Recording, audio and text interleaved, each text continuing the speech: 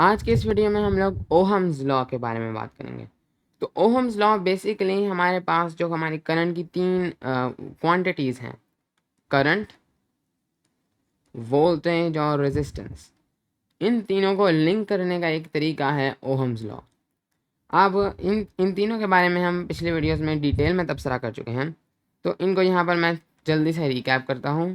तो यहाँ पर अगर आप इसको एक रियल लाइफ एनालॉजी से समझें, तो अगर हमारे पास एक इस तरह का कोई स्लोप है और उस स्लोप के ऊपर हमारे पास एक बॉल है मसलन,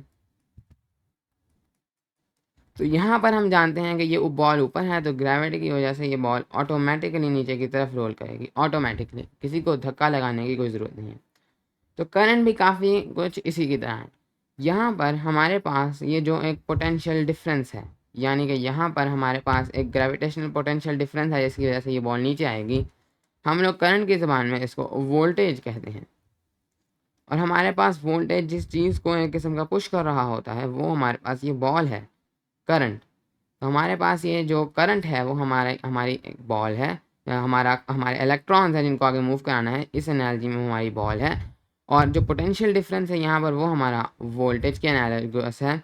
और यहाँ पर हमारे पास जो इस बॉल को इधर एक फ्रिक्शन एनकाउंटर होगी, कुछ फ्रिक्शन होगी जिसको स्लो डाउन करने की कोशिश करेगी। वो फ्रिक्शन हमारे पास रेजिस्टेंस है, फ्रिक्शन हमारे पास रेजिस्टेंस है।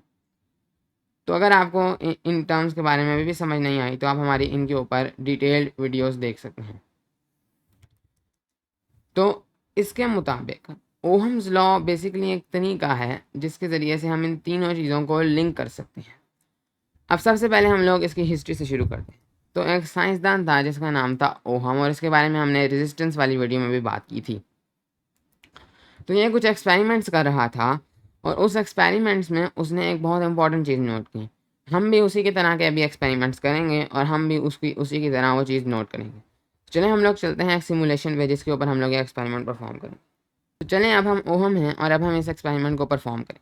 तो ओहम ने क्या किया कि उसने एक सर्किट लिया, एक क्लोज्ड सर्किट, जहाँ पर उसने एक बैटरी कनेक्ट की और उसने एक बल्ब कनेक्ट किया। इसके साथ साथ उसने अपने रेजिस्टेंस के इर्द गिर्द एक वोल्ट मीटर रखा, और उस वोल्ट मीटर से उसने रेजिस्टेंस के इर्द गिर्द की वोल्टेज नापा। और यहाँ पर उसने एक एम मीटर रखा। इस वायर के अंदर यूनिफॉर्म करंट होता है। वायर के अंदर का करंट नापने के लिए कहीं भी रखें तो ये करंट सेम ही आएगा। हाँ, वोल्टेज ज़रूर चेंज होगा जगह के साथ साथ। यहाँ पर उसने अपना जो है वो वोल्ट मीटर रखा रेजिस्टेंस के इर्द गिर्द। यहाँ पर उसने अपना एम मीटर रखा करंट को नापने के लिए और वोल्टेज को नापने के लिए। अब यहाँ पर अगर आप देखें तो हमारे पास ये जो बैटरी है, इसका वोल्टेज यहाँ पर आप देख सकते हैं ये 9 वोल्ट्स है। और यहाँ पर अगर आप देखें रेजिस्टेंस के इर्द गिर्द हमारा जो वोल्टेज है वो 7.82 वोल्ट्स है। तो थोड़ा सा वोल्टेज ड्रॉप हुआ है, और उसका रीज़न हमारे पास ये वायर की रेजिस्टेंस है। यहाँ पर अगर आप देखें तो मैंने वायर की कुछ रेजिस्टेंस सेट की है, क्योंकि वायर की भी कुछ ना कुछ रेजिस्टेंस ज़रूर होती है। तो थोड़ा सा हमारे पास वोल्टेज कम हुआ है। अब ओहम ने क्या नोट किया कि ओहम ने सबसे पहले उसने इस तरह का सर्किट सेट किया। उसकी अब बैटरी जो है उसका जो उसकी जो ईएमएफ है, उसका जो वोल्टेज है वो 9 वोल्ट्स है। तो ओम ने क्या किया कि उसने कहा कि ठीक है, यहाँ पर मैं अब इस वायर को देख लेता हूँ इस जगह पर। तो इस जगह पर मेरे पास जो इस वायर के इर्द गिर्द जो मेरे पास वोल्टेज है वो कहीं भी नाप सकता था। उसने मसलन बल्ब के इर्द गिर्द नापा, तो यहाँ पर उसके पास वोल्टेज है 7.82 वोल्ट, जबकि उसके बाद जो करंट फ्लो कर रहा है वो है 0.77 एम्पियर्स। इतने वोल्टेज पर ये करंट फ्लो कर रहा है। हम बैटरी के वोल्टेज को नहीं देखेंगे क्योंकि हम एक स्पेसिफिक सेगमेंट ऑफ वायर को अज्यूम कर रहे हैं, और ये जो एम मीटर है बेसिकली इधर भी कनेक्ट करें तो सेम रीडिंग देगा। तो हमारे पास 7.82 वोल्ट्स का अगर वोल्टेज है तो 0.77 एम मीटर्स का हमारे पास करंट फ्लो कर रहा है। जो ओहम ने ये वैल्यूज़ अपने पास रिकॉर्ड करनी। अच्छा, अब इसके बाद हमने अपने इस वोल्टेज को थोड़ा सा चेंज किया, तो उसके लिए आप बैटरी के वोल्टेज को बढ़ा सकते हैं या कम कर सकते हैं। तो हमने अब अपने इसकी जगह पर एक 12 वोल्ट्स की बैटरी कनेक्ट की। तो अब उसके बाद ऑफ कोर्स रीडिंग्स चेंज हो गई। अब उसने इन रीडिंग्स को भी नोट डाउन किया। इसके बाद उसने एक तीसरी रीडिंग भी ली, और याद रखें यहाँ पर मैं ओहम हूँ। अब उसने तीसरी रीडिंग ली, अगेन उसके पास वोल्टेज चेंज हो गया। उसने इस वोल्टेज को नोट किया और उसके करस्पॉन्डिंग उसके करंट को नोट किया। तो यहाँ पर हम एक टेबल बनाएंगे अपने एक्सपेरिमेंट का, जहाँ पर हम लोग एक साइड पर रखेंगे अपने वोल्टेज को, यहाँ पर एक साइड पर हम लोग रखेंगे अपने वोल्टेज को, दूसरी साइड पे हम लोग रखेंगे उसके कॉरेस्पॉन्डिंग करंट को कुछ इस तरीके से। सबसे पहले हमारे पास जो हमने वोल्टेज रिकॉर्ड किया वो था तकरीबन 7.82 वोल्ट्स, और हमारे पास जो करंट था वो था तकरीबन 0.77 एम्पियर्स। उसके बाद हमारे पास जो वोल्टेज था वो था हमारे पास तकरीबन 10.43 वोल्ट्स, और हमारे पास जो करंट था वो था हमारे पास 1.03 एम्पियर्स। फाइनली हमारे पास था 13.04 वोल्ट्स, हमारे पास करंट था 1.29 एम्पियर्स। तो ये ओहम ने अपनी रीडिंग्स जो हैं रिकॉर्ड की। ज़ाहिर है ये एग्जैक्ट रीडिंग्स नहीं है, लेकिन हम यहाँ पर ओहम हैं, हमने ये रीडिंग रिकॉर्ड की। ओहम ने यहाँ पर कुछ इंटरेस्टिंग नोट किया। सबसे पहले तो उसने ये नोट किया कि जब हमारे पास जो है यहाँ पर रेजिस्टेंस हमारे पास सेम है, वायर के हमारे पास रेजिस्टेंस सेम है, तो उसने हमारे पास जो चीज़ नोट की, तो यहाँ पर ओहम ने एक बहुत इंटरेस्टिंग चीज़ नोट की।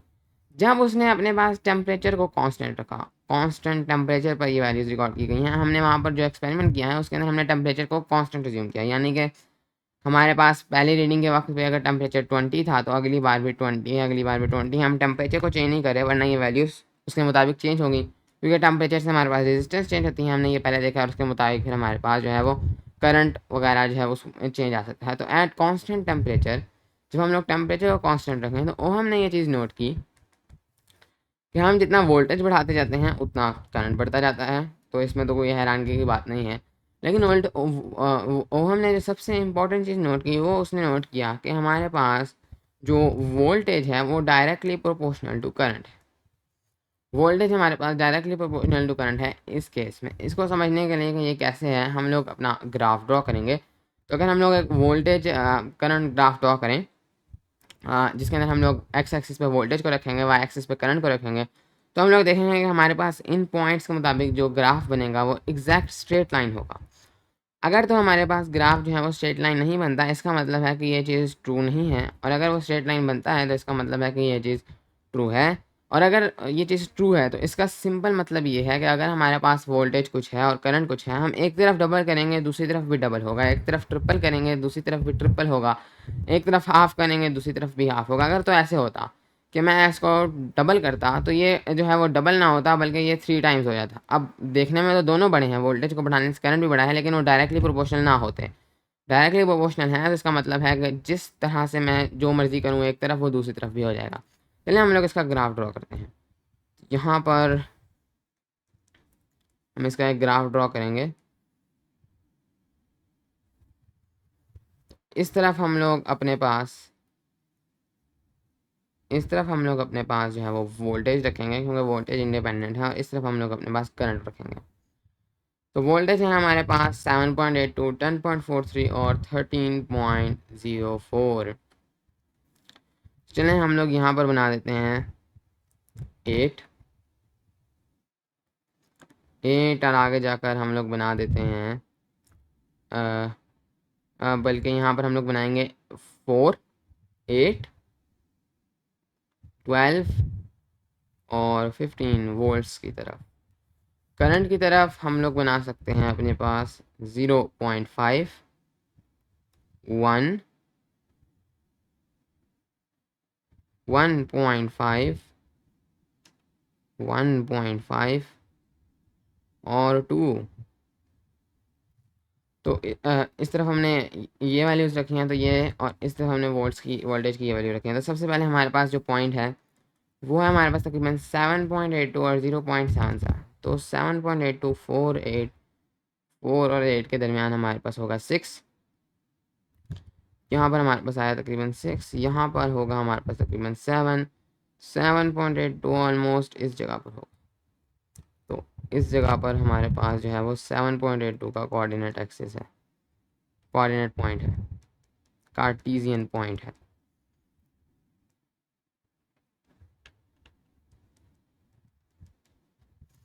तो ये हो गया हमारे पास 7.82। इसके मुकाबले में हमारे पास जो करंट है वो है 0.77, 0.5, 1। तो ऑलमोस्ट यहाँ पर थोड़ा सा ऊपर तो यहाँ पर ऑलमोस्ट थोड़ी अप्रोक्सीमेट है, यहाँ पर हमारे पास जाकर हमारे पास ये पहला पॉइंट है। दूसरा पॉइंट है हमारे पास तकरीबन 10.43 और 1.03 एम्पियर्स। अगर हम लोग 10.43 देखें तो ये होगा हमारे पास तकरीबन 4 8 12, यहाँ पर जाकर ये 12 है, तो यहाँ पर इसके हाफ में हमारे पास 10 है। 10.43 तकरीबन तकरीबन इधर होगा,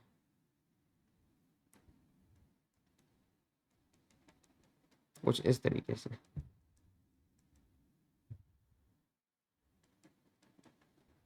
उसके बाद हमारे पास जो वैल्यू है वो है 1.03 एम्पियर्स, तो ये हमारे पास है 1 और तकरीबन इधर होगा ये 0.03, तो इधर होगा।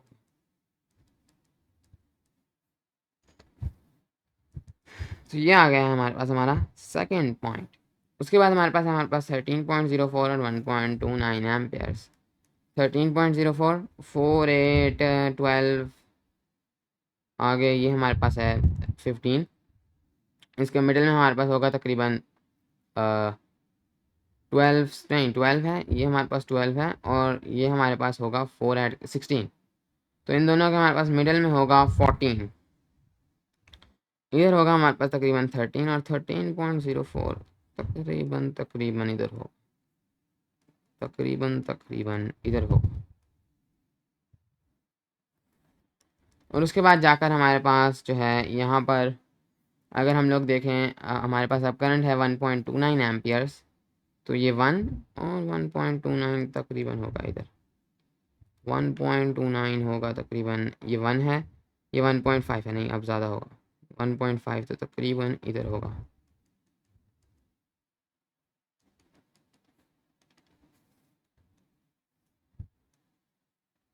कुछ इस जगह पर अगर हम इन तीनों पॉइंट्स को जोड़ दें तो आप नोटिस करेंगे,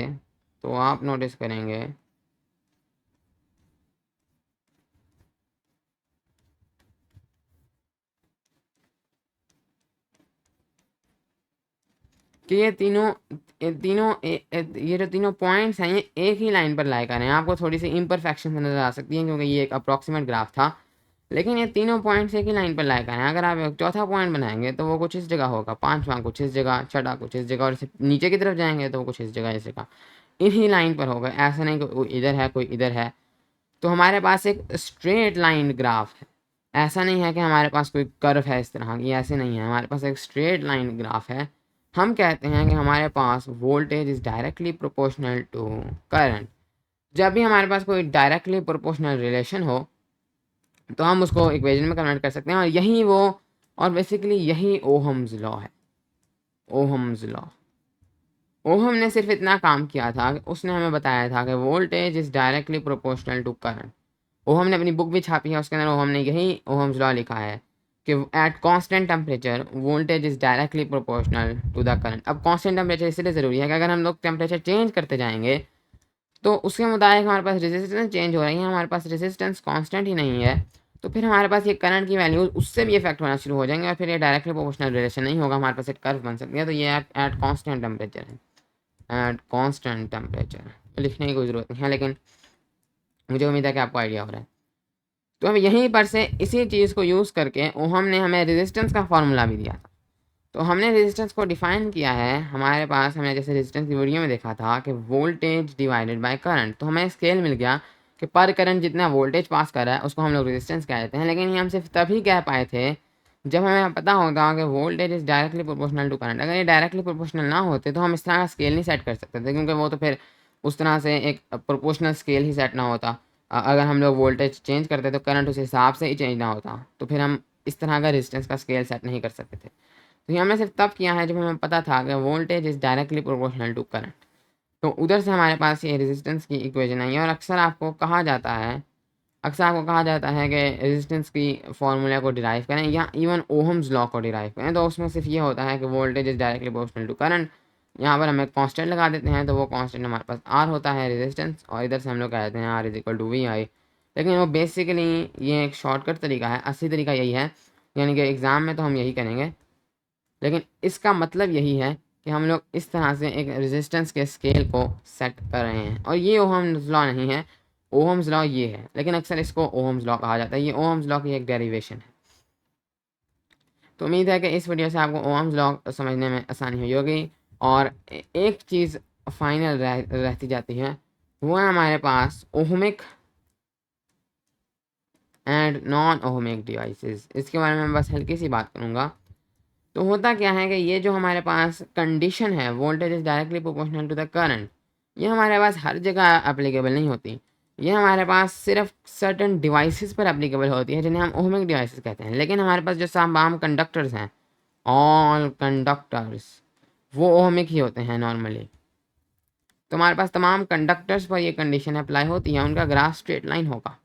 लेकिन हमारे पास जो नॉन ओहमिक डिवाइसेस हैं ये भी होती हैं, जैसे हमारे पास इंसुलेटर्स हैं, प्लास्टिक वगैरह, इन पर ये कंडीशन अप्लाई नहीं होती, इन पर आप ये फार्मूला अप्लाई नहीं कर सकते। लेकिन हम करंट में कंडक्टर्स की बात करते हैं, वो तमाम के तमाम ओहमिक हैं, इस चीज़ को फॉलो करते हैं अप्रॉक्सीमेटली। लेकिन नॉन ओहमिक डिवाइसेस पर ये चीज़ अप्लाई नहीं होती।